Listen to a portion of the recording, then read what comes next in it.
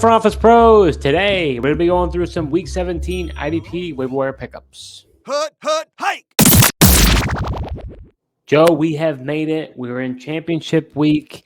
And for those who are tuning in, we're going to give you some thoughts of who you should go pick up to secure that championship. The first guy we're going to be talking about here is a guy who, honestly, I feel like I feel he's been on our radar these past 2 weeks. We haven't talked about him. And I was like, have we talked about this guy? And you're like, nope. And I was like, oh, wow.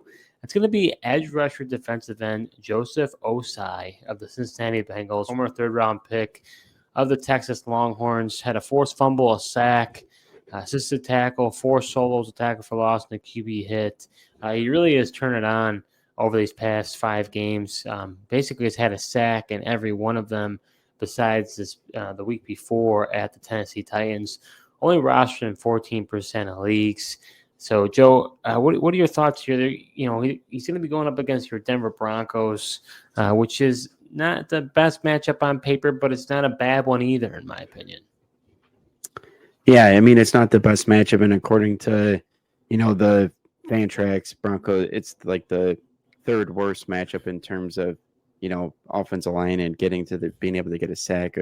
So, I mean, yeah, it's not the best matchup, but, I mean, Bo doesn't take a ton of sacks, but it's not to say that he couldn't get sacked. I mean, Joey Bosa was able to get a sack this past game, and I think the Chargers as a whole got a couple of sacks. So it's not out of the question. It could be more difficult, but I think he's a guy that has a decent ceiling if he gets you the sack, and then I think you just hope for, if he isn't able to get a sack, that he's at least able to make enough tackles to be a decent floor play for you this week.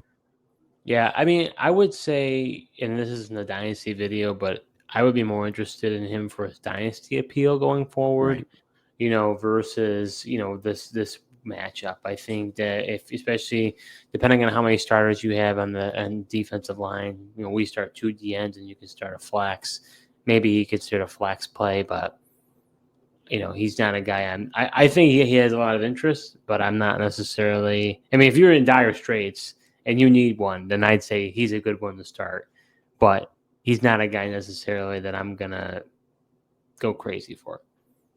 Yeah, I like it better if you've got a Week 18 championship week and this week doesn't happen to be your championship matchup, because he's got the Pittsburgh Steelers, and Russell Wilson's a guy that takes a lot of sacks, and you can definitely get to him. And Fantrax has that Pittsburgh rated as 28th, which they're bottom half of the league there. So if you're a Week 18 championship, I think you go ahead and pick them up this week in preparation for that nice matchup against the Steelers. Are you enjoying this episode so far? Well, if you are, subscribe to our YouTube channel, smash that like button, and hit the notification bell for upcoming videos. We do videos throughout the year, so you're not going to want to miss what we have in store. So next player we're going to be talking about here is just so happens to be a Bronco, Joe. And that's safety Brandon Jones for those Broncos. Also from the University of Texas. We might be talking about a lot of Longhorns this episode. But honestly, I'm surprised we haven't talked about him sooner. Over these past few weeks, he's done really, really well. He's been able to have a few interceptions, but he's not just dependent on interceptions. This past week, he had 7 solo tackles, 3 assisted, a tackle assisted as well. Joe, he's doing quite well. He's rostering 63% of leagues, so he's definitely, if you're in a deep league, probably he's not out there. More shallow league, maybe he is.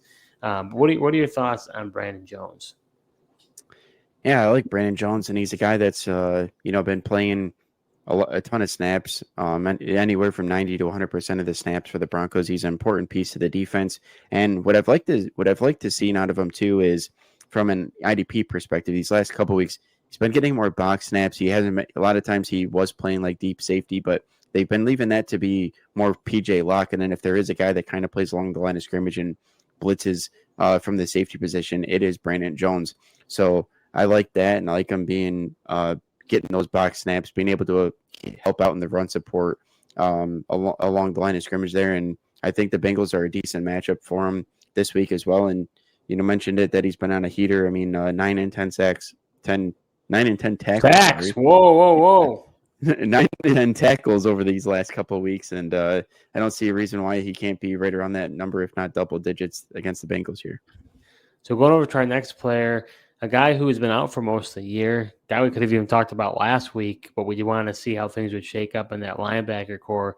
But it's going to be linebacker Christian Harris of the Houston Texans. Had a solid game against Kansas City. Had a sack, 2 assisted tackles, 5 solo, a tackle for loss, and a QB hit. Right now with Azeez Al-Shaair suspended, he's not going to be on the field. So that means it's going to be him and To'o.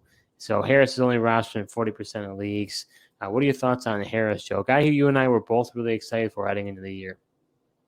Yeah, that's what I was going to mention. I mean, you and I were, excited at really just the way he ended last season, played well in the playoffs, but then, them bringing in Azeez Al-Shaair kind of shook everything up. Plus, Christian Harris coming back from injury as well. But now that he's got this opportunity to play, I like him, and I like him this week against the Baltimore Ravens. It's an offense that likes to run the ball, and Ravens run a lot of offensive plays as well because of that, and he should have plenty of opportunities to get a decent number of tackles in this game. Yeah, we've already now seen in back-to-back weeks that he's been just thrusted right into the starting lineup and getting those snaps. So of the 3 so far we've talked about, although Brandon Jones has been really good, I think Harris, maybe has the most consistency going forward here. Yeah, probably just because linebacker, but it is hard to be more consistent than Brandon Jones has been consistent over the years. Oh, I get it. They've both been good. Yeah. Next player we're going to be talking about here is another edge rusher, and that's going to be defensive end Nolan Smith of the Philadelphia Eagles. He had 3 solo tackles and a sack, also 2 fumble recoveries against the Washington Commanders. He's starting to break out here in his sophomore campaign here. Has had 3 sacks over the past 4 weeks. Joe, what say you about Nolan Smith? Yeah, I think Nolan Smith is a good pickup. Like you said, he's been really coming on of late. He's kind of had a disappointing rookie year, but has definitely turned around and looks better. And this Eagles defense, is a good defense. They got a good defensive line as far as the interior goes as well. So, and then he's got this upcoming matchup. He's got the Dallas Cowboys, and they don't have the best offensive line anymore, and it looks like a good matchup according to Fantrax. So I think there's a good chance that he's able to get a sack on Cooper Rush this upcoming week. And it'd be interesting if Jalen Hurts doesn't play. Does the defense see more snaps? Because I feel like the time of possession would lean very heavily in Philly's favor if Jalen Hurts is the quarterback. So that's something to monitor for sure.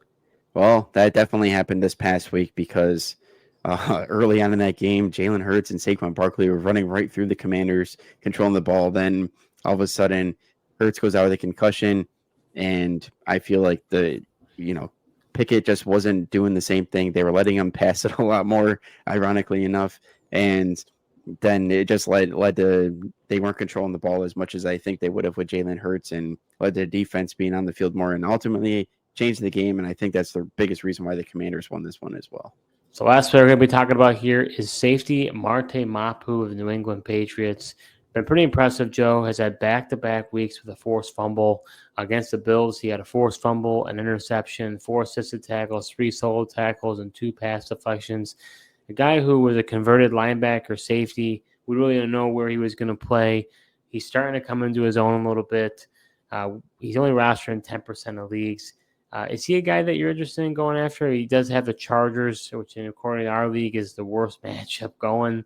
But I don't know, it's definitely an interesting thought. I mean, he definitely seems to be on the rise. Yeah, there's no doubt he's been on the rise, especially these last couple of weeks.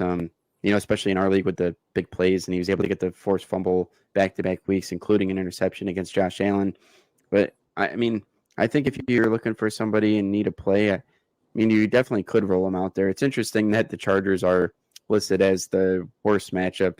But I think there's still going to be opportunities. I mean, they're a team, if he does get to play the box snaps, the Chargers like to run the ball and try to control the ball. So I think, could lead to the Patriots being on the field for their defense to be on the field a decent amount of time, which should increase his opportunities to make some plays.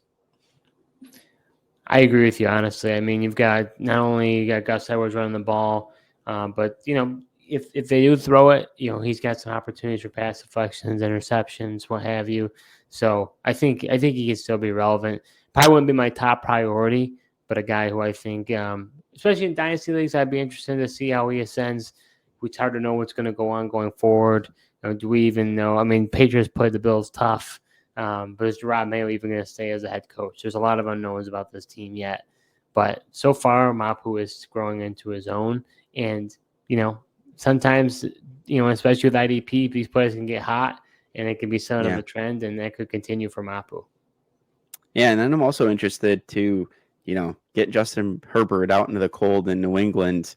Does that change a little bit too for this upcoming matchup? And does it lead to, him putting the ball in harm's way, or maybe he can't get as good of a grip on it and start to affect things, which increases these opportunities for these Patriot defenders even more?